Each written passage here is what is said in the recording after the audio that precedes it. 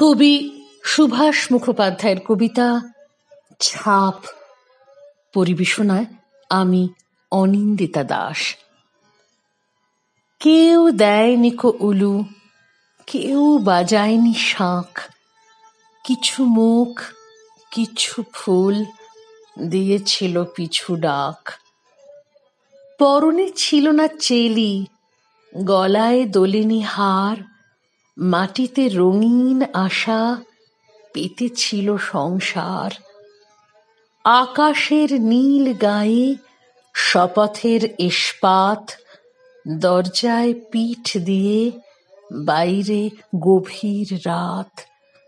সারা বাড়ি থমথমে, সিঁড়ি একদম চুপ, দেয়ালে নাচায় ধোঁয়া, জানলায় রাখা ধূপ। মুঠো মুঠো তারা নিয়ে কড়ি খেলছিল মেঘ, ভুলে গেছে বুঝি হাওয়া ঝড় ঝঞ্ঝার বেগ। হঠাৎ যে কোথা থেকে ছুটে এসেছিল ঝড়, ঢেউয়ের চূড়ায় উঠে দুলে উঠেছিল ঘর। দুজোড়া বন্ধ ঠোঁটে থেমে গিয়েছিল গান, চোখে রেখেছিল হাত টেবিলের বাতিদান।